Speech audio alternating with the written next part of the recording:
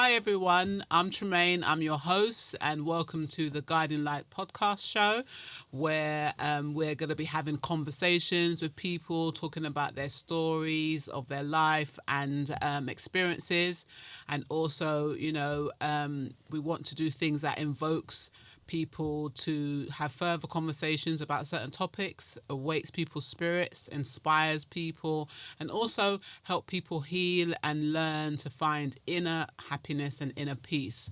So I've got my guests with me. So guys, you want to introduce yourself and tell our viewers what you do? Let's start with Shugs. Yeah, go on. Shugs. We'll go this way. All right, my name's Shugs of the Beat London 103.6 FM, formerly of 90%, and tour manager of artists such as Nene from Architects and Tinchy Strider, just to name a few. I've known these guys here for about the last 16 years. We all met at the head office at Carphone Warehouse, which can only be described as a place which has formed some lifetime friendships and relationships. That's me. I'm Peter. Known everyone in here as well for the last 16 years. I don't know why I'm here, but my good friend Tremaine said she's doing a podcast. It's going to be a positive podcast, so I'm here to try and shed some of my insights and life experiences. So looking forward to it. Okay. Are you not saying what you do? What do? I do a bit of property, and I'm a local government officer. I'm no Fed though. I'm no Fed though. No info for the DEA. And to my right, Yeah, my name's Nana. I film stuff. Technically, I was just meant to be here to film, and then Tremaine finessed me to come in front of the camera. So yeah, we're here to talk about experiences. So I'm here supporting my brethren. Like Shug said, we formed good relationships, so I'm here to support, innit? Yep, well, people, these are my brothers. I call them my Carphone brothers. I call them my Ghanaian brothers. But, we met at Carphone, as Shug said, and we built relationships separately, but then we also built a family as well. And it's just crazy because every workplace I go to, I always say, yeah, man, we'll stay in touch. And not one place have I stayed in touch apart from Carphone. So I don't know if it's the Ghanaians put some juju upon me or something, yeah? Sorry, no patois. Today our topic's going to be about mental health and self-belief, and just basically how your self-belief can affect your mental health. So how I really want to start, guys, is just talking about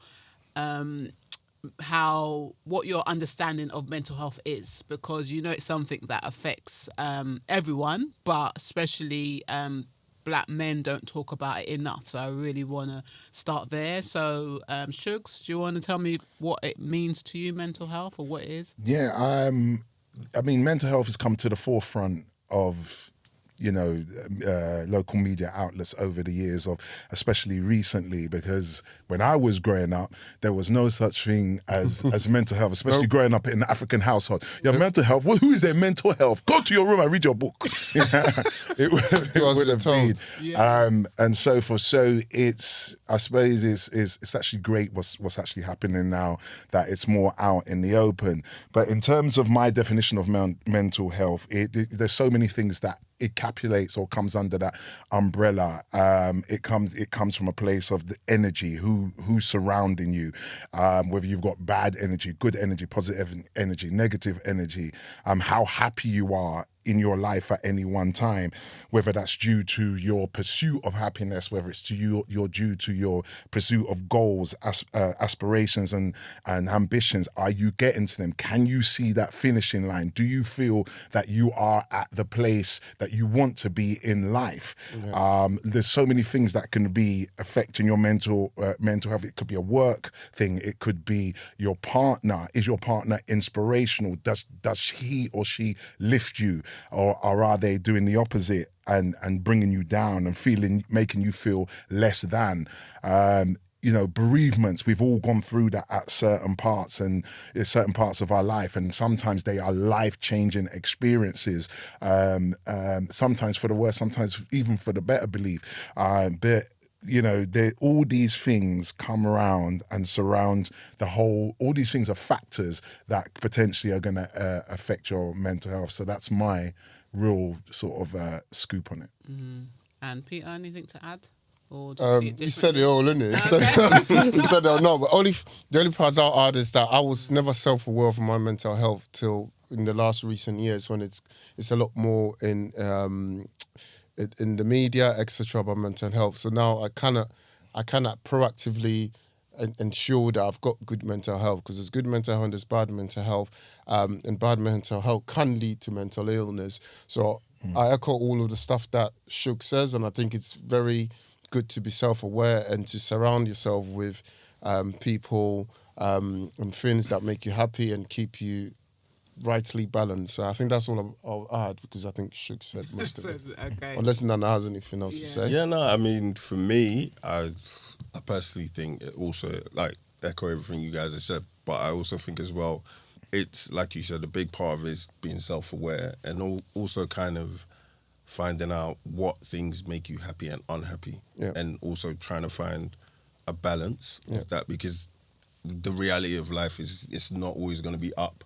And it's understanding kind of, okay, well, how do I react in certain situations, and how do I deal with those things? And then maybe kind of be, like you said, being proactive and knowing the things that are going to happen to make you get in a place that's not in a good place, just mentally. And mental health for me, it doesn't mean it has to even be like severity of like situation. It could just be like you don't like your job. And that is, you're waking up every day doing something that just doesn't bring you happiness. You can't have happiness every day, but I look at it as just finding the balance between when I'm up and when I'm down. And that for me is good mental health, having that good balance. Yeah, okay. So I Googled it, and it said mental health is a person's condition with regard to their psychological and emotional well-being. So your emotional well-being is the ability to produce positive emotions, moods, thoughts and feelings, and adapt when confronted with adversity and stressful situations. So why do you think that there's a stigma against mental health? Is it because, well, you know what? I remember before, when I used to think of mental health, when I first started hearing it, I used to think a madman. So, you know, they're saying you're mad, or, you know what I mean, you've got your, crazy. So what do you think the stigma is? Why is there stigma on mental health? Because I suppose in some cultures it was looked at and frowned upon as a weakness. You know, the whole term, you need to man up, brother. You know, sort of thing has come from that, and it was just never something that was in the forefront, you know, of your minds. And like you said, it's sort of like it's got such negative stereotypes attached to it, like, yeah, you're crazy, you're going in the loony bin, da da da da da, and so on and so on. But I think if now, in the era that we are, it is okay to talk about it. But sometimes, if you do, like, even if we look at the sort of like the Kanye situation, whereby, you know, he's upfront and open about certain things, people still look at him like, so what do you do? Do you know? So It's just a stick to beat you, isn't it? yeah, exactly. So it's a tricky one, but I for me, you know, anything that risks my mental health, I'm going in the opposite direction. I'm not going in the opposite direction, because there's the world that we're living in at the moment is crazy. We're living in some real strange times. So, you know, the people that surround you are, you know what I mean? Important. Yeah, they're fundamental. They're very instrumental to how your mindset is. You know what I mean? So we're saying that the stigma is based on probably just past connotation or perceptions of what mental health was. Now people have a better understanding of what mental health is. So you think this, but I think the stigma's still there. But do you think it's more with the older generation? I wouldn't even say just. Sometimes I don't necessarily look at it as a stigma. When you look at an older generation and say like, oh yeah, they didn't have room to understand mental health. But some of it is just also due to life circumstances. They genuinely didn't have time to stop out and say, okay, I need that break to do this, because you're supporting a family, whether you're a single mum or you're even just a joint family. A lot of us, like I'm sure all of us, none of our parents were born in this country. So when they came here, all they know is, you know what, I'm here to work. You can't just be like, cool, I need a break from mental health. So they sometimes don't get that, and then that filters down through to your kids. I think you're going to have generations now that will understand it a bit more.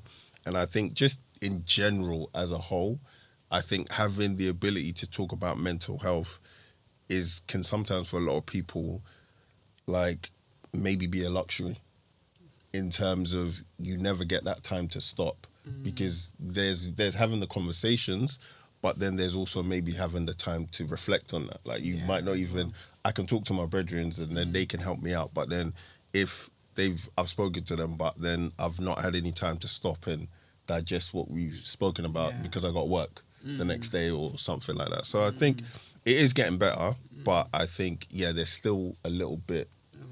But I think that will slowly get weeded out. Yeah, and it's very important that when you do speak to people or you do have a moment, I think it's important to take time to put yourself first or just reflect on your situation. So I want to sort of go into self-belief now, and how you think self-belief can affect someone's mental health. So Pete, I'll start with you. Self-belief. What's self-belief to you? What's your self-belief? Well, my self-belief is believing being able to know what I can achieve or think I can achieve. I think that's, and self-belief is saying that, Peter, you can do this, and this is something that you can do. And what you're saying is, and your question is that, how does that affect people's mental health? Yeah, how can I think I think if you're setting goals that are not reachable, so your goals need to be quite reachable. And I think people at the moment anyway, I think from a young age, I've always kind of set myself goals that I think I can reach. And when I do reach those goals, I celebrate, because I know that I could have reached those goals. And I mean, it's not out of these world goals. But at the moment, I think what's happening with a lot of younger people, not just black people or younger black men, is that social media is showing you a life that you probably will never ever reach. And that's maybe 1 or 2% of people that live like that. So you're then saying these are the goals that I want to attain, and you're never going to get there, you know? Maybe and some unrealistic. So unrealistic goals, and then in the end, that's getting you mad. As people say, it's making you go mad. Yeah, you're beating yourself up over it. Achieve it. So you got expectations. But I think self-belief, though, it's not everybody has self-belief, and there's sometimes a lot of people it's being positive in life all the time, being optimistic, and that's hard to do all the time in the kind of world that we live in at the moment, you know. So if things are not going well for you, how can you keep believing that you're going to be able to do that? It's go against adversity and all of that. So I think for me, I always, again, come back to try and surround myself with the right people that can point out what I'm doing wrong, what I should be doing, and taking inspiration from people, my friends that are doing well, and just saying that, look, if he can do it and we can understand it, maybe I can do it as well, and pushing on that. I think that's what self-belief is for me. But I know how some people will struggle with that. Not everybody has self-belief in that way. Very important, Mark. Oh, sorry, Shugs. Yeah. Relinquishing goals. For me, it comes in various different forms, and it's weird because it's something that you ask yourself, are you born with it? Yeah. Or can you, is someone able to nurture that out of you? And I think it's proportionate to how confident you are and how you see yourself when you look at that person and you see that reflection when you're looking in the mirror. I mean, me personally, yeah, I wake up, yeah, and my motto in terms of self-belief is the sky is not the limit. And anything that I put my mind to is achievable, and if I haven't achieved it, it's because I don't want to achieve it. Yeah. But I can also appreciate that because I'm self-motivated. Yeah. Yeah. And I'm self-driven. Not everybody is like that. No. And if you're in a situation whereby someone is pointing to you and you're a little bit introverted, you're a little less confident, and you're in those surroundings, it could be, a husband and wife, you'll never be anything, you'll never be it. And that's all you've heard from the cradle to your big self now, then obviously that's going to have an effect on who you are. So I think upbringing, what household you came from is definitely going to be proportionate to who you are. Some people say, well, you know what, people are who they are from when they're in the womb. Some people say that obviously, is the upbringing in the house that you came from. And if you've got, like, I think Dan said, if there's people around and you've seen your dad, especially we all come from families whereby our folks have, come as immigrants to the either the UK or the US or wherever, and you've seen that they came from nothing. Yeah, my folks came over in Windrush times or whatever. Yeah, and they came over at a period of time where they said no blacks, no Irish, no dogs. Yeah. My mum was ignorant in the fact that she wanted on how to apply to be a nurse. She just turned up at the NEL hospital and said, I want to be a nurse. With herself after coming off the boat, literally. And they said, no, love, it doesn't work like that. You have to go to nursing school and blah, blah, blah, blah, blah. And for example, like the house I grew up in Kilburn, when they first came, they was only renting one little room. Yeah, but by the time I had come of age, like secondary school, they'd taken the ground floor, then the middle floor, then the whole house. And there was my folks were the owners, of this big fifth Victorian house. I grew up in a house which had 9 bedrooms and stuff. You know what I mean? And so forth and so forth. So that can instill inspiration and self-belief. And so it really comes from how, for me anyway, how you was raised and your surroundings. So now I just feel like I am Black Panther.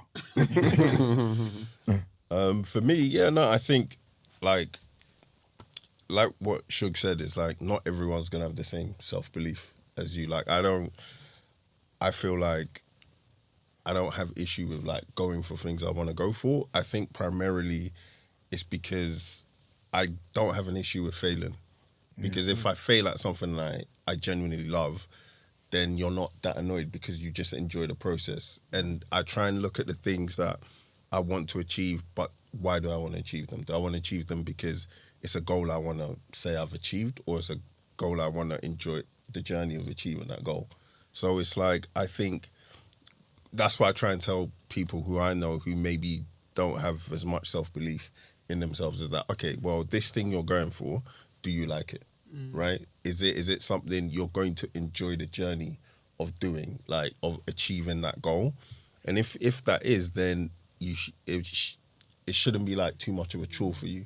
It should be something you enjoy. Of course, there's going to be times that like are going to be a bit difficult, but I think if a lot of people look at stuff and say, okay, there's nothing wrong with failing as long as what I'm doing I enjoy, then and you learn from failing as well. And then each bit you learn. There's a lot of things I try that don't work straight away at all, but I do like the process, so that's why I never find it hard to get into stuff that I really want to achieve. Yeah, just to add from that, I always say, mistakes are not a problem.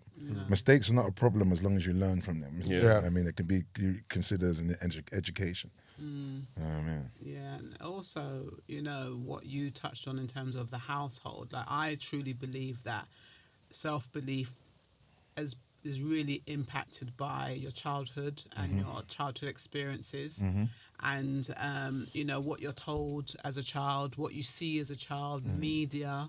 Now everyone has got iPads, are 2 years old, they're in front of the TV, so all of that impacts your belief of yourself, because you could be seeing an image and you think that's what you're meant to look like. And I just think if you keep telling the child as well you're stupid or you're ugly, then they're going to start to believe it. So a big part for me is from what you go through as a child. And let's just think about how many things as well we've been told that aren't true. Like, for instance, like little things like magpies, like one for joy, two for sorrow. You know, or magpie birds. Me and Dan sorry. definitely don't know that. Oh, okay. Because I saw your face. What is it? Magpie birds. Have you heard of birds? Yeah, I've heard of birds. Yeah. What- So there's a saying like when Is people this- see is them, this, there's like if you see Jamaican? one, no, it's not a Jamaican. It's an English. I think I've heard that Yeah, though. like one is for joy, two is for sorrow. So people see two and then like somebody got dead. Oh, You yeah, get okay, me? yeah, I So think, things like that, and also Superstitious. yeah, and like remember the Black Crows movie? Everyone is a think them Black Crows are wicked birds. I still think that. You Sorry. see? Black cats. I don't like black crows. Yeah, so this is all I don't what like cats, people full have told stop. us, and one of the biggest things that I think is done as well by the media, for instance, is like you would see the charity videos with the kids in Africa with the flags on their face, and people thought that's what Africa was. Yeah. Do you know what I mean? And enough people believed that for years. Yeah, You know what I mean? So there's so much things that we see and you believe it. I went to France. I thought I was going to see the man with a berry on his head and a baguette and a cigarette riding a bicycle. And when I got to there, I just saw bare black people. I was like, why is there so much black people in France? Nah, but which part? So I went to Paris. Nah, Yeah, it's different so- from me, boy. Yes, there's lots of that. And also, as we touch on, you know, Africa, I went to Ghana. I had the pleasure of going to Ghana with my brothers. I have to quickly tell you about the story. I wanted to go. Peter said he was going because he goes every Christmas, but I wanted to go, but I was like, boy, I can't really just go with Peter. So Shugs' birthday, and we got together for Shugs' birthday as an event, and talking to all three of them, and they're all saying they're going Ghana Christmas. I was like, what? I said, wow, this is the perfect opportunity for me to go to Ghana when all of my brothers are there, because I was thinking, right, a week with one, a week with this one, and a week with the other one. So yeah, so I went to Ghana, and I really want to take the time to thank Peter, Dan for how he looked after me, and Makai, big up Nana, for how they treated me. I didn't have to spend a penny, so I loved it. And then obviously I had my brother Shugs, and Nana had to be called Nana. What day are you giving me? Nana, Did I can I No, Please, can you yes. please not give Nana any credit, please? Wow. Nana, listen. Nana was filming. there, but he was filming though, innit? Yeah, You but know he wait, was we've filming. got He's- to tell the stories. First of all, how can when you got to Ghana in 2022, you had to do a COVID test in the Oh, airport. is this what it is? Yeah? Yes. So we've got to talk the things. So 2021. Oh, 2021. Yeah, it's come around so quick. $150 I had to pay. I'm not happy about that. But anyway, so you're sitting in the airport like you're waiting for, I don't even know, like to say, You're waiting for God. yes. Yep. Yeah, it's waiting crazy. for God. Because you take the test in the airport, and if you get positive, you ain't going nowhere. If you get negative, then you can leave the airport. So us three traveled together, and somebody, We didn't. somebody, And a couple more people, yeah. yeah, a lot of us, yeah, somebody tested positive at the airport. Right, you're moving. No, Wow, but you got was COVID even shit at the airport. so, hold on. Because somebody actually came. Somebody in here. You're not wearing a black top. Somebody here. Somebody here Yeah. actually travelled. They came and met us in Dubai, and then we came down on Emirates, which was a mad flight, by the way. Yeah. And then he was actually going somewhere else because he wasn't coming with us. So he said, we all got our results, and Nana's results taking ages. Nana, what's wrong with you, man? You're always on a long tin. He starts You off need the to go." story without mentioning the name. Then he goes, "None of this is also taking ages." This guy. Yeah. We've got there, we've got home here, then you could go and tell us. We've Yeah, got home and so- said, Nana, what's going on? You out of the airport or Yeah, what? it was just taking long to come at the airport. I didn't. No, okay. So it's long, man. No, No, what man, essentially it started happened? from the airport. It I started from story. the First of airport. all, that Emirates thing is a myth. Don't ever do it. Like, don't ever convince yourself it's worth it, because I actually realised on the stretch going to Ghana. So we've been flying for about like 4 days. It's just long. I'm never doing that Listen, again. but first of all, Makai was like, when we got to Dubai, I was saying, oh, that was nice. You know, they was giving Hennessy on tap for Makai and Peter, and this was. The seats was big, beer space. It was nice. the I was like, Airbus, this is yeah. all right. So then Makai just laughed. So I said, Makai, why are you laughing? He said, because you haven't took the plane from Dubai to Ghana yet. He said, you ain't getting no food, no drink. It's going to be, listen, watch. It's a total different experience. So, yeah. So then... No, it was just like, you've had this long flight. We land, because I'd been like maybe like 4 or 5 months previously. Yeah. To Ghana during that whole period of That year. COVID madness that year. So yeah, because when you land, you have to do the antigen test, right? Yeah.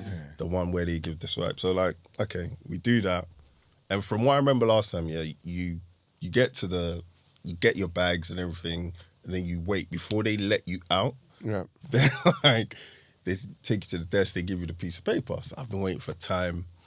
You lot. Because I was staying somewhere else, right? So I said, you lot Just go go, through. yeah. I'm going to roll with my cousin who was coming to get me. And then, so I go to the desk, and then basically they go, sir, if you could please go in this room. I was like, this is not how it happened last time. So from then I said, no, this can't be. And at the time, I'm thinking they're going to try to put me in one of these quarantine hotels and all of this business up. We get to this room, and then I just see a whole load of other people just pissed, cussing, saying, first of all, Ghana's still a good place to go. Don't let this, Deter you. Yeah, exactly. Yeah, so we get there. I get to the room. The next thing, the woman's like, please, sir, sorry, you've tested positive. I was like, nah, how? Because we had just done PCR. Yeah, to travel. Right? Yeah, in England. So then I was just like, nah, this is wild. So I'm thinking, in my mind, all I'm thinking is that, no, they're going to like, I'm basically going to have to be in one of these They're gonna stick quarantine in some hotels. cage somewhere. In quarantine, man. So- Down. Essentially, what then happens, I'm like, nah. So they're like, look, we're going to hold on to my passport, but you can go, but then someone's going to come and test you. So I'm just like, at this point, I'm just like, fine, cool. I just don't want to be in a quarantine so at hotel. least you So got to my leave cousin's there. like, this is long. We go to a place, because in Ghana, you can get the PCR done quick. So you get it done, like, get results back in like maybe 2-3 hours. So I go do the test. But when I'm telling you, I'm not going to lie, during that time I was a bit shook, because I'm thinking, I cannot have flown for like 17 hours, right? Land in Ghana, and I'm not gonna That's it. get to do Done. anything. So, and also, it was also a thing about like, if you're staying with people, I don't want to be spreading COVID to them. They got families and all of that. So then, we get there. I do my test. I'm at my cousin's place, but I'm feeling bad because they've just had a newborn. I've got my own room, and then I'm just like, nah. So I told my cousin, look, I don't feel right. Just in case, I'm gonna go get a hotel. So I go get a hotel. It was near where I'd stayed last time. So I'm there waiting. The text comes through, and it says like negative. The way I bust. Happy you're I not. went Went out out to the front to what are we raving tonight? Yeah, where are we going? No, What we because getting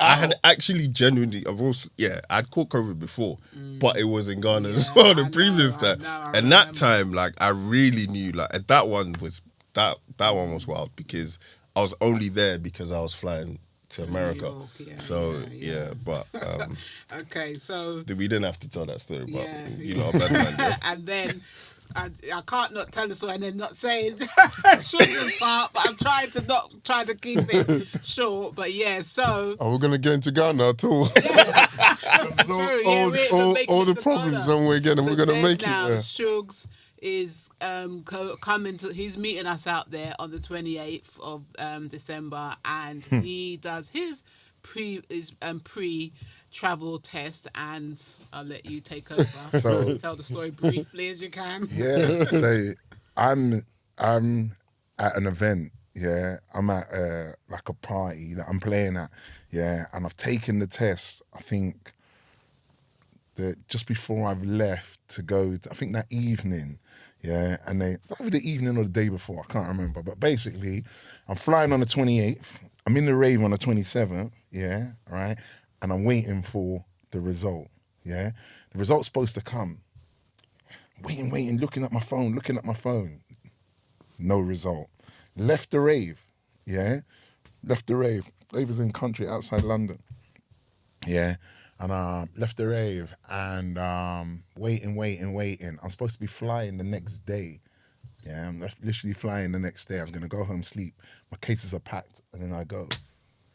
The thing come back. The email's there now, yeah. Email comes around like midnight, yeah. I'm looking at the thing, so I'm opening it. And you read and you just kind of go into the matrix because you can't believe what you've just seen. Everything just goes into slow motion. I'm like, positive? Nah. I'm reading this thing wrong. Maybe if I shut that email down. refresh it. And refresh the thing, yeah. Open it up, yeah, it's going to come thing. The thing saying positive, you know what I mean? Stay at your home, you can't go nowhere, this, that, that. So now I'm just fuming. I said, anyway, all right, you know what? It is what it is. I can't fly. So I said, you know what? Let me just stay and keep my ass still. Do another test in a couple of days and take it from there. Did the test in another couple of days. No problem. It's negative. I said, right, I'm off. Changed my flight and I was off. So then now I have to run the gauntlet. Yeah, the gauntlet that is Kotoka International Airport in Ghana. Yeah, so I've landed now. Yeah, landed. Like Tremaine said, I'm doing the antigen test just like what Nana said. Yeah, so that we've done that. Paid your big $150. What a knock, but anyway. Yeah, right. So gone through. I'm at immigration. Here, can you provide your papers? So I'm giving them all the papers, the passport, the visas, the this, that, and so forth. But obviously, what they really want to see is your yellow fever status as well. They've looked at my yellow fever status and they said, this one is not correct. Yeah, this one is not correct. I said, what do you mean? Yeah, she's like, no. This one is your yellow fever is too old. I said, what do you mean it's too old? It's for life as You know well, what I these mean? ones, yeah. I said, listen, No, lad, it's 10 yeah. years. Let me tell you. It's life now. Yeah, I said, let me school you. I said, firstly, I come from a family of nurses, my friend. Yeah. And secondly, if you knew your biology, yeah, my friend, Sissy, because it was a woman, so I'm calling her Sissy, you would know that yellow fever is a once in a lifetime sign. So when she knew that I knew what I was talking about, okay, I don't want to disturb you. I don't want to disturb you. I don't want to disturb you and call your and cause your asthma to come. So you just go. And obviously I just came through. Yeah. But I didn't tell nobody that I was landing. Yeah, so I called my boy to pick me up at the airport, turn up at Tremaine's door, yeah, knock the door. Yeah, because I thought rush. I said, surprise! I thought you did fraud to get into the country because I say you had COVID. Listen, the way I want to tell the Kwame Nkrumah shoe story, but I'll save that. Let's try and get back to some of the stuff that I want to touch on before. But yeah, I have to give you that story in Ghana. Okay, so self-belief. Like, I really think that if you've got self-belief, it gives you a lot of self-confidence. And also, if you have self-belief, you are... you're just generally a happier person, I think, if you have self-belief in yourself.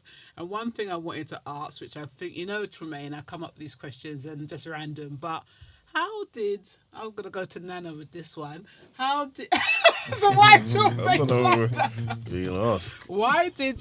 How did your self-belief, do you think, affect you when you approached girls when you was younger? So when you have to go up and ask them for Man looks confused. I've never approached a girl. The way you said, like, we've got. I think. Do you know what it is? I think when approaching girls, it's like I think it's once again, it's like not being afraid of rejection, and then that doesn't because. You win some, you lose some, kind of thing, right? I think that's scary, The man are not afraid of rejection. But how do you get to the stage where you're not afraid of rejection? Yeah. Do you know what it is? Where's one of the journey? funniest things I think it's like one of my bridges from this was I think like should have been back in the day in college. When I tell you this guy, right? He said, you know what? At the end of the day, it's a numbers game. Like you can't. I think Real that's. talk.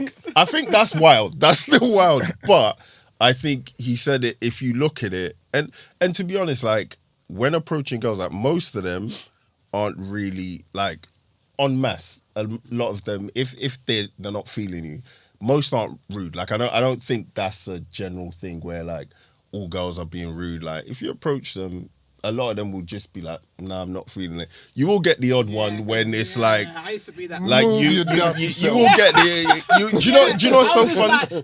Nah. Because Yeah, I'll so even say I like was the biggest guy. difference, like even like now, I would say like if you take back in the day with raving, a lot of it you were whining girls, right? Back in the day.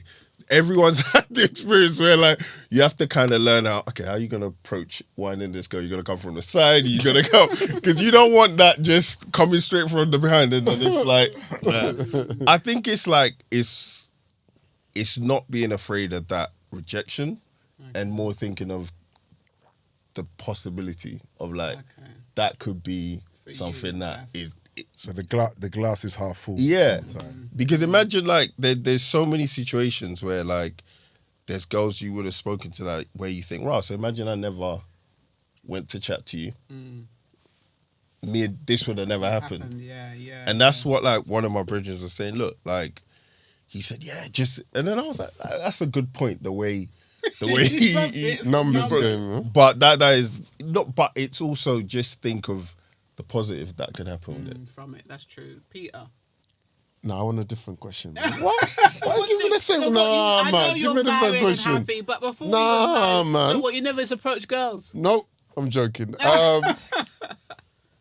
You just. I'm shy, you know. Is it? How are you? I never approach girls. I think I only used to approach girls in clubs though. When I've had a drink and I've got what do you call it? Yeah, that's the same. I was I got a bit of Dutch courage, and then I'm ready. I've got a bit of Dutch courage. So I think for me, yeah. So I think when I'm in the mode, I'm happy. I've got a bit of Dutch courage. I've had a little drink. I've had a little brandy and that. Then I found that easy at that point, you know. But you wouldn't have done it if you hadn't before without no drink. You see a girl and she look crisp and you can't make her pass. Are you gonna make her pass because you haven't had the brandy yet? Back in the day. At my youngest age, probably not. But Okay. but yeah, more time it was when we were out. Yeah, To be honest, I never really used to speak to people on the street when we were just walking, unless we just got chatty at work or something like that. I think as well it's like Yeah, Dutch courage, man. Brandy. I think I look at it two stages of life and approaching girls. You got like your younger days, like I'm talking like secondary school, Teenager. college, them times where it's like, oh, let's all go to the shopping centre.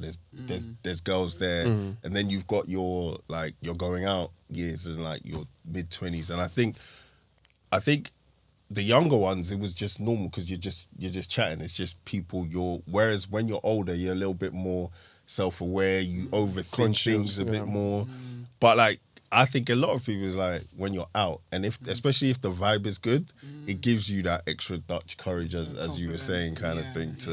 I don't think Shugs has a problem with this sort of stuff. She You'd be said you're surprised. a I host. think the women probably come to you being a DJ. Women always like DJs. No, but you said back in the day. I won back in the day. I won before he became 90%. Became There's girls that listen to my show on a Sunday, yeah. 5 to 8 on the Beat London 103.6. Just quick plug. Quick plug. So yeah, the quick plug. 5 to 8 on the Beat London 103.6. All the W's. Thebeat1036.com. If you want to hear some good music, some memories.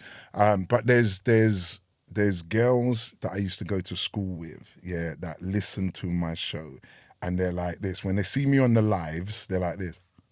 For the simple fact is, I can't believe it's the same guy because you were so shy at school, yeah, in terms of approaching girls. When it comes to the sports, yeah, football, basketball, I was always, in the A team. I would get picked first and had a personality. I used to, be able to talk to girls and be friends with them, but actually taking it to another level, yeah, that was a different story for me, yeah. If anything, I think I was the ugly duckling that's turned into a swan. Yeah. But where my self-confidence came is with this microphone. Yeah. Because it was like, and many of people who perform, singers, actors, rappers, or whatever, tell you when you pick up a microphone, yeah, it's a bravado. For example, you got Beyonce. She says she goes into her Sasha Fierce when she goes on the stage. You turn into someone else, and something. So with that came the compliments. Oh, your voice. Oh, you're this, you're that, you're blah blah blah. Yeah, you've done. And a lot of confidence came from, you know, whether it's spitting barbs, performing. I've opened up for DMX and John B and Joe, and just to name a few artists back in the day. And with that, when you're standing on stage and you got like thousands of people in front of you, when you're hosting shows, the Miss Garners, the introducing Foxy Brown on stage, and all just loads of different people, it comes with it. So for me, it was the microphone, and when it was the feedback that I was getting, that I was, yeah. Don't get me wrong. Even today, yeah, I could do a massive show, and just before I go on stage, I'll probably still get a little bit of butterfly. But it was that accolade, yeah, of people coming back and the feedback, and oh, you're amazing, and that you actually come back and say, oh, I am at mine. Yeah, and that started installing the self-belief, the confidence, and so forth. But I was a shy guy before. Right. So Mike, Brandy, numbers. Let's move on. No, wait. I didn't say no. No, I was just saying. No, I think it's more the. Mine is like also the vibes and energy, and it's also like just accepting that sometimes not. Sometimes I might go left. They're not gonna say yes, and if you're cool with that, and I think if you approach most women in like a polite way, they're not going to move wild and just. But I think also it's playing to your strengths, because what humor what many people might not know is that Nana's a comedian. No. So Nana will laugh the girls into bed. No. What were you doing? No, because as a woman, right, as a woman, because once a guy makes them laugh, right? You know what I mean? Yeah. No, at the end of the day, that is one of your strengths. But you know what's funny? I think like everyone like. Do you know what? Like, I just like to laugh because, like you said, look at the world we live in. It's a bit. You got to laugh. You got to laugh, or you're going to cry, right? Yeah, exactly. And talking about that, I think that one of the things people probably can relate to or understand is, I think like I can't just say Ghanaian. If I say African parents, but to me, African people see, and we're all African, but you guys, I think when you have an upbringing with African dads and in an African household, you guys tend to have a self-confidence and self-belief different to me, to English people or westernized people. I don't know, you guys have a strength. And I really see that in African people. That's their parents were born there and they've come there, or, you know, they have a strong sense of... Obviously, you know, from the culture we come from, we're descendants, we're all descendants of kings and queens. Yeah. And so forth, especially, you know, in Ghana, everybody's mum or grandmum is a king and queen of wherever, of the township that they come from. Yeah, me included, because my grandmum was in Latte in Akrapim. But... so you do from a very young age. My mum always used to say, you know, you're a crown prince. You know, you're a crown prince, because my grandmum was the queen of where we came from. So that, coming to think about it now, and it being put under spotlight in the forum that we have, such as this, I think it started from when I was like 8 years old, because it started from primary school. It started from primary school, where my mum said, you know, you're a prince because your gran is this and da-da-da-da-da-da-da, which goes back to what we said earlier, is what upbringing did you have? What was you told, when you was 8, 9, 10 years old? Well, for me, I mean, so as you know, like I was brought up till I was 14 before I came to the UK. So it was always high expectations in my household, and I think it's the same still in Ghana.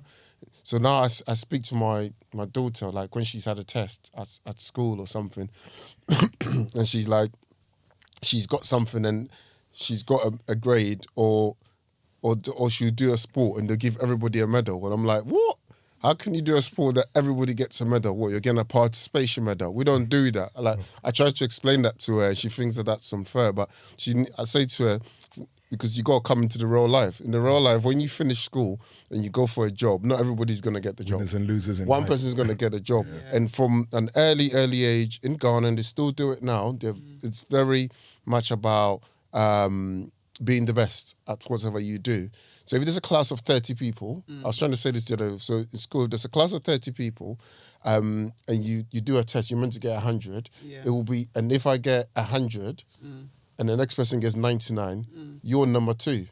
Okay. It's not that you passed. Yeah. You're number 2 in the class. So if we go 100, 99, 98, 97, that all those people, you're lower. Yeah. So even if you get 4th in the class, it may come across that you've done really well, but really you were top. You're almost top. You're A. You're an A class, which is it's hard in a way, but that's how I was brought up, and that's what always make sure I always try and reach and achieve for the best, and that is how we brought up in Ghana, because it's hard. It's hard in Ghana. It's hard in a lot of impoverished third world developing countries, and you need to strive to be the best. Otherwise, you're not going to get anywhere in life. Yeah. Yeah, no, I think that definitely. I noticed that. I think that, everybody's different, but to me, I see that confidence in yourself. But one thing I just wanted to also touch on is in terms of coming from Ghana to London. How, I don't know if you remember, maybe you might be, well, I think you're still quite the same age as me, but, back in the day when people used to speak of African people, it was very negative. Yeah. And how do you guys think that it could have impacted people's self-belief when everyone saw, like, African people as something that was bad, or that, it's just a country full of mud huts or whatever they would say it was. But I know that a lot of people didn't want to say where they was from. They would say they're from somewhere else. There was always, negative connotations put beside children back in our days, like 80s, 90s, when they said they were from Africa, or if they found out. So has anybody shed some Just light on before how that we- could have affected? Yeah, let me Oh, you want to You check? can just still see the red light on the. Yeah. Okay, Okay. Yeah. Let me take the lead on that, because it's a poignant story of I've got one too. yeah, it's a poignant story of my musical experience of when I came into the game, because obviously, like I said right at the top of this interview, I come from a sound called 90%, and 90% were the Ghanaian New Edition, you might as well say, or the Ghanaian DJ version of New Edition. It was like 6 guys that came onto the scene, at a time where it was very West Indian dominated, and it was at a time where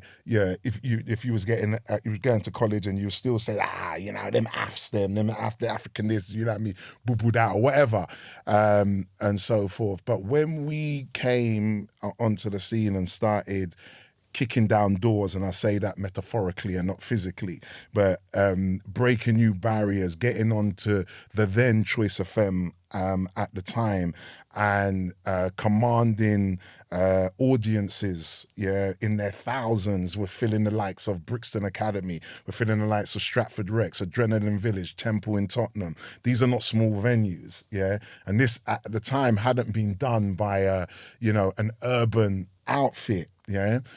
Then to hear that all 6 of these guys, are all Ghanaian, and it was a case of, it was 6 guys, 4 different tribes in Ghana, one dream. Name of the documentary, soon to come, innit, Nana? Right?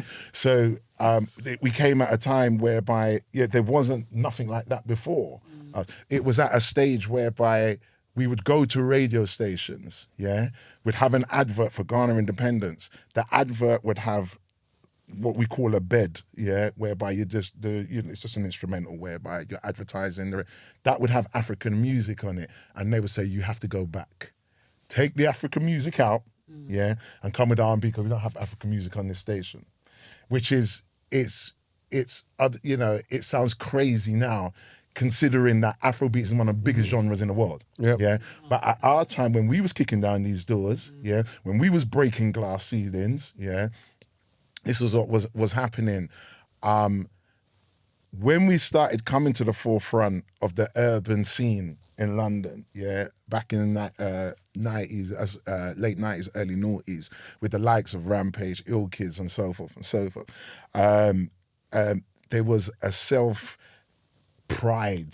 that came out from all Ghanaians. And one of the funniest things that I remember being in, I used to go to a college called Tottenham Tech. It's called College of North East London now, And I remember going into the college, and people coming up to me, oh yeah, where can I get Ghana Independence tickets? And I'm looking at this girl, you're Ghanaian? Because this girl looked like she's auditioning for a Shabba video. She used to come into school, she's come into college with red, blue, yellow hair, the big Shabba suits. You remember the silver suits and so forth. She used to dance on her head in the common room in the college doing butterfly upside down and all sorts of things. And I never would have thought that these guys were Ghanaian because, like you said, it was suppressed, or they was leaning more to West Indian culture and so forth. And when we came to the forefront, all of a sudden, everybody, sort of like took off their reins and, was proud to be Ghanaian. Even so much so that there was even our Jamaican and West Indian friends was pretending to be Ghanaian so they could get the girls in the Ghanaian race. So it was like a full circle. So that's me. Okay. Peter. When I came in when I was 14. I remember I got told it's really cold. Jump off the plane now. And I've travelled by myself. I don't know how my dad put me on a plane by myself, but the air hostess looked after me, obviously. And then when I finally joined up with my mum, I looked outside the airport and I could see the sun. And I go, right, it's sunny. And then inside the airport was nice and warm. I said, this place is warm. What are you lot going on about? Walked out of the airport and the cold that hit me, I can still feel it till today. Bam in my face, I'm like, what? How can the sun be out and it's cold? That don't make no sense. For me, all I've known in my life is that when the sun's out, it's blazing or you're meant to be, that was the first bits. But going into school, St. James Catholic High School in Bentog, Edgware, it's like when I walked in there, I was so confident that I was the man, because I used to be the man back at school in Ghana, Christ the King School in Cantonments. And then, what I was lucky that there was a small core group of black guys, because we're the only black guys in the whole form, and there's only about 5 or 6 of them. And they took me under their wing straight away. But during break, I'll always get cuss. I'll get cuss about my haircut. Like, what's that on your head, bruv? You look like a chief, bruv. What's that on your head, bruv? And then I'll go, shut up, your head is like a mountain. What? And I go, what? Your head is like a mountain. What kind of cuss is that? So what's that for? What's wrong with this Ghanaian boy? But they used to like always cuss me and not look at me or anything like that. But what's funny is that, and the girls used to be at it as well, just cussing and joking and teasing me. But I always felt quite confident that I'd come from a great place because I hadn't been brought up in London or the UK and looked back to see that we live in mad hats. I'd lived comfortably well in Accra, in Ghana. So for me, I was coming to add to them more than they were coming to add to me. What's funny down is that it's good to see what's actually happening in terms of how our culture has been embraced, in terms of how our music has been embraced. And time coming. 3 of those girls that used to joke and laugh about, they live in Ghana now. They didn't even know what Ghana was at the time. They knew they were Ghanaian, but they actually live in Ghana. I was in Ghana in June and I met one for, I've known her since school time. I met one for lunch and she actually took me to where she's building a house in Ghana. It's complete U-turn and I love it. I love to see it in now, how we've been celebrated. Yeah, for me, it was actually different, I would say, because one, I was born in Ghana, but when I came here, I was 3. So majority of my time I've grown up here. And I think also I never experienced that, like maybe how like Shugs described it or like you described it. I think probably because at the time things were starting to change a bit, right? And for me, like, especially with my school, because in primary school, like, if you're just good at you're playing football. That's there's no like it's secondary school where you start understanding more cultures and things like that.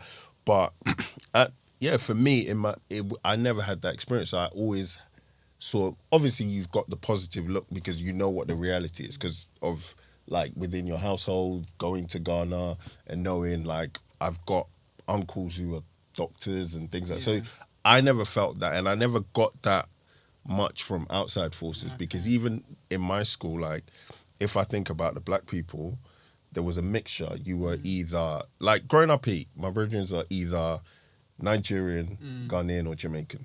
And in my school especially there was a mix. So like even with the girls, they would be mixed with like some would be Jamaican, some would be Ghanaian, some would be Nigerian. So there was never that kind of thing for me. But one thing I have noticed is like there's a piece which I'm working on filming at the moment, and it's I've noticed, especially like in the last, I would say, 2 years, you've seen African culture like literally explode to the point where, and I'm not just necessarily even talking about like just the music.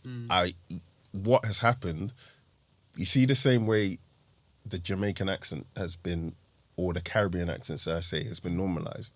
The African accent has also been normalised. It's now creeping into the slang of certain things. And that for me is the thing which kind of triggered this idea for me to film. Because I was with my friend's younger brother and he was showing me like one of his brethren's TikToks. And this guy, he's Jamaican. But he's like, when he's talking like, he's dropping his London slang mixed with like pidgin and like an African accent. And I was like, that was interesting to me because the same way like we've all grown up here and we say Wagwan. Like we look at that as, I don't even look at that as like Jamaican, you look at it as like just slang. And I think it's slowly getting bigger and bigger. I think the internet has been a big part of that. Definitely. So, what do you think that we as society can do in terms of people's self-belief about whatever it could be or about themselves to help them? What do you think a society can do to change things? Do you think we need to have more control of social media? Do we need to encourage people to have more conversations, positive conversations in their household? What do you think society could do to help people with their own self-belief? So I think controlling social media it's a big one. Look, Kanye's still fighting that battle, So I don't think that's what I think we can only start by ourselves and having these conversations. So we've started here, and I think we need to, those with positive influences on the culture. You here having this with three black men. It's good, and in terms of you're getting that out there. I think ourselves we need to create networks and do a lot more talking for people to understand what self-belief in a black man looks like and not what is actually portrayed on social media. I think you need to let people understand what you should be trying to achieve for, what are realistic goals, and then people to understand that what you see in the media is not always true. Being able to just take things with a pinch of salt, I think, is very important. So I think I think we do. The start is by having these conversations, having the conversations with your peer groups, your friends, and those conversations then trickling down to your children. Definitely your children. I think it's very important how children are brought up because they, and how you have to really control how much access they get to just normal television, let alone social media and the social media apps. True. Shugs? Definitely. I think there's two schools of thought. There's what Dan was saying in regards to having these sort of forums, letting it be okay to talk about if you're falling short in that department of self-belief and so on and so on. I mean, another thing that I do is obviously personal training, and I have to instill belief that you're going to get that body you want, you're going to get to that fitness you want, and yes, it's going to be done by a little bit of blood, sweat and tears and commitment and consistency and all the things that come along with that. But my sort of 9 to 5 Monday to Friday is installing belief into people. You know, Tremaine, because I've trained you. Yes. Yeah, and so forth. So it's that belief that you are going to get into that size 12 or size 10 or whatever it is that you're doing. But however, so that's something what we can do like as a temporary fix or as a going forward fix. But I think something that what Dan said, we have to look at it some steps before that, and that is the generation that are coming up, because I was fortunate to be told that you was a prince and and so forth. So that instilled that confidence from when I was in primary school. Not everybody's household is like that. Some people, it's not because the parents are wicked, but it's just, it could be a case of that, these people are wicked. Wicked. Look at these people, they are wicked, as my folks would say. But some people, it's just not on their radar. Yeah, so any parents that are listening into this, make it a point to almost adopt an Obama ethos of yes, you can, son, daughter, you are a prince, you are a princess. And so it starts with that. I got a 7-year-old and I'm always instilling it in that, what it is. So it does start from a very young age, but yeah. Okay, Nana? Yeah, I would say for me, it's like, I kind of look at it the same way I approach things myself. It's like, because I got nephews, I've got three nephews, and them, they're like into all sorts. Like, so because they know I film stuff, they like have their own little YouTube channels, and it's like at first I was a bit like, because like as an adult, you can handle certain things better than So, but they've been doing stuff, and like one of my nephews, he mentioned, like, he posted a video, and like these lot nowadays, like, because of technology, they do what they want. They FaceTime me and be like, go like my video and things like that. And I think it's important to like always encourage them. But one thing I always tell them is like, when you're doing these videos, don't worry so much about like, people liking them or people, because in life, not everyone's going to like everything, but do you enjoy making these videos? Because as long as you do that, it doesn't matter what people think, right? Because if you get something out of that, and then I think through that, they will get self-belief in terms of, I'm doing this for me because I enjoy it. And I think it's always, I over-index, especially on the things that I'm like, do you really enjoy this? Like, so like when I found out they liked that stuff, like I bought them like mics and like lights and stuff, and it's like, do that and kind of encourage them and try and just help support them, and just say, don't also be afraid to be like, I don't really like this at the moment. Like, that's fine. And also give them that space to be like, change. Because at that age, you're still learning, figuring out what you like. So what might be your passion when you're 8 will not be the same when you're like 10. It's like, so give them that space to be comfortable with trying different things. Okay. So, question for you all. We'll start with Peter. What would you tell your 15-year-old self? If you could tell yourself anything when you're 15, like, what would you tell yourself? Save money. Okay. Save money. I think save money will be the biggest one, because I think when I was 15, I didn't take life too seriously, so I wouldn't change anything. I think the only thing I would change is that I think I started working, like having a proper full-time job when I was about 16, and I'll get paid weekly, and I'll spend it all in that week, and then wait for the next check. And I think saving money and understanding, research what's important in life in terms of setting yourself up. I wish I saved a lot of money and got into property a lot earlier than I am into it now, because it's something I enjoy and something that I think creates generational wealth, really. So I think that's the only thing I'll probably say to myself. I was a quite smart child when I was 15. I got influenced when I was about 18 and went off the rails a bit. But when I was 15, I was very good at school before my GCSEs. That's around before my GCSEs. I did really well on my GCSEs, etc. But I never. So the only thing I would say is like save money. Okay, Yeah. Shugs?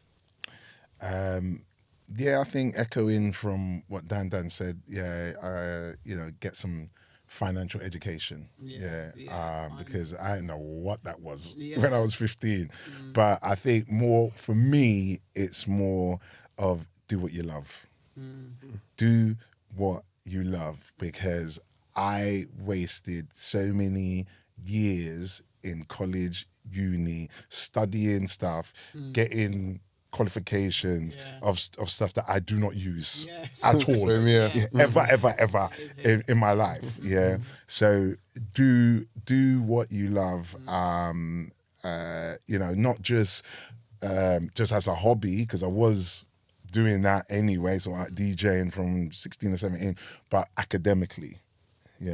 Academically. So do what you love academically, have that goal, and so forth. And sometimes it comes from parents encouraging what that individual is about, as opposed to what that parent wants them to be. Yeah, coming from an African household, you have to be a doctor, a lawyer, or an accountant. You know what I mean? Everything else. You want to do music? What's all this boom boom music? I'm hearing in my ears. Turn it off. Go and read your book. It was one of those ones. So that's what I would tell them. I said, do what you love. Okay. Yeah, mine. It would be I always find these questions tricky because, like, I think who you are at them ages is who you are, right? No one could have told me, like, because there's things even you lot have told me that at the time I should have done. Like, I remember you telling me buy a place, right? Yeah, if I'd got it then, the way you lot wouldn't even see me because I'm so rich. Like, no, but like, I just, when I think about it, no matter what he was showing me, and I'd seen his place, and I was like, because them days in Carphone, people are buying, like, that's how you lot crash the whole economy with them mad mortgages you lot were getting. But I would have said to myself, probably be aware that as you get older, you're going to maybe fall out of love with the thing you love because you're not hitting certain goals that you want to, and maybe follow, like, stay the course. Because if I think about it, like, when I was 15, I was doing everything I loved. Like, creative stuff has always been my passion. And then, but what I found as I got older, like, you get a bit of change from some of these jobs. Life. And then, life you base your life around a certain amount. And I think like the past few years has shown me, like, well, I learned a lot. Like, you'll earn money, and then you earn more money, but just find things to spend it on. Yeah, exactly. The more So money it's you like, have, it's not like every year you've not been earning more, but you're like, I earn more, but you don't notice that massive difference. But I would say just always, for me, don't fall out of love with the thing you're doing right now. Yeah, for me, I would say learn to love yourself, because I think that's so important, self-love, which will be one of our topics in another show. But I think, I would tell myself, like, learn to love yourself when I was 15. So what would one of your own self-beliefs do you think that you can share that you think might inspire or motivate others? So if there's any self-belief, like for me, self-love, like, that's very important. That's one of my self-beliefs. Like, I have to love myself. So what do you, we'll start with you, Shugs. What do you... Start with Nana. Nana, I'm trying to... I'll start. Yeah, I'll start. Let Nana start. Yeah. So, like, but he just finished talking, though. That's That's why. why. He just finished talking. Yeah, I'll start. All right, go on, Dad. For me, is so one thing that's not been mentioned in here. I'm a Christian, and I've always been a Christian. I'm a Catholic, and a lot of people don't even know this. I still go to church. Because, you? yeah, Why did you know that? When I did go you to church. I was you in said church that last like week. he's a pagan. A lot of people don't know this, but because I don't talk about it. A lot of people who go to church, like, they talk about it. Oh, it's a church, come church. I'm not like that. I still go to church with my family at least twice a month. At least we can try and go every other week. We don't. He said, "Oh, We're not. that makes sense." That's okay. That's okay. Because I don't know why you're trying to act like you're a pastor, right? But the point, yeah. So I'm not. I'm not a devout Catholic. I'm a Catholic, and I try and live by God's rules. And I think for me, it's about having faith in God, that God will show you the way. So I pray every morning and I pray every night. Yeah. I pray for my people, I pray for my friends, I pray for my family to look after us. And I think having faith that things will be all right. If you keep your faith in God, things will be good. If you have a kind heart, do what's right, and you keep faith in God, things will be good. So for me, I think as part of what you're saying in terms of self-love, you need to have faith in the Almighty, and things will be good. You know what I mean? Live a good life, have faith in the Almighty, and things will be good. And I think from that, if you have faith in God, from that you will get self-belief, because you know God's going to make things right as long as you work hard. You will have love. God's in you. We are God's image. And that'll be some. As well. We're Yeah, God. So if you love God, that means you love yourself. If you love yourself, that means you love God. To me, that's how I see it. Yeah. So that is, for me, that is one of the main things. Yeah. Good one. Okay. No, we'll go back to Nana now. Okay, well, Shug look tired. Shug look like he needs to think about this one. Oh no, you know me. I've always got bars, man. Radio man there.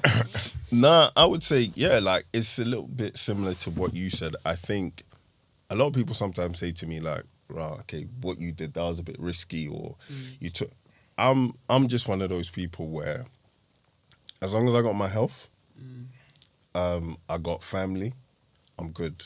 The rest is, like, I'm not saying if I lost all my money, lost my house, and I wouldn't be pissed, but as long as you got, like, life, you can always... There's always ways to pick yourself up, or at least try. And because it's like, when you lose a loved one, that's when you realize, like, well, a lot of this stuff really ain't. You can't take it with you. Yeah, like, so I think it's not being afraid. Like, for me, as long as what I do isn't going to kill me, it's not going to harm other people, then just I'm good. Because the worst that can happen is it doesn't pop. But hey, I'm still here to try again. Yeah, true. Okay, Shug. My belief is just invest in self. Yeah. Invest in self, and you know, people invest in this company, that company, this, that, and the other, and so forth and so forth. But let me tell you something.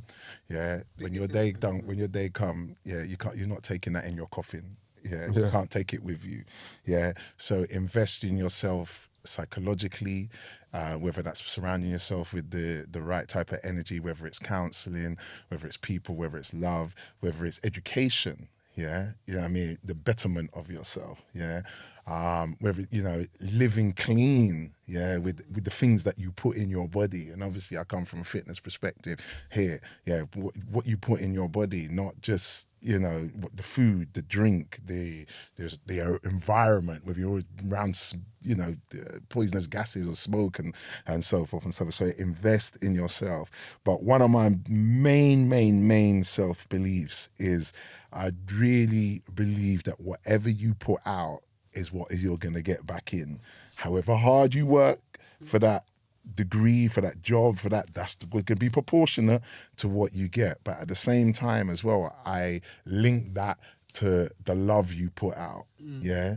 The more love you put out, the more you're able to give people blessings, you will receive those blessings. The more you give, whenever there's a time.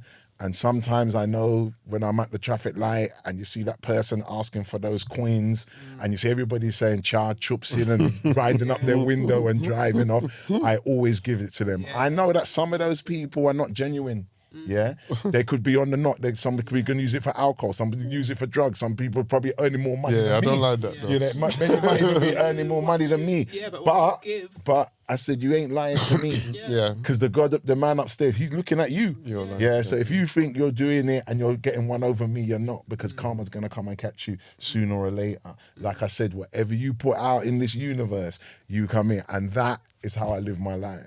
So I'm always there. You'll hear me once again, going back to my show. I finish my show with these statements, and I'll say it now. I said, you know, this is 3 hours of me. I come to spread love each and every Sunday, But I say surround yourself with cheerleaders, yeah? Continue to be the best version of you, yeah? And keep rising to your greatness, yeah? And that's how I always finish the show, and that's how I live my life. Yeah, well, great way to finish the show. So I hope everyone really loved the conversation we had today, and we inspired people, because my aim is really to enlighten, to empower, to encourage, educate, and entertain people. So please subscribe to my channel, hit that like button, hit the notification I button. turn YouTuber.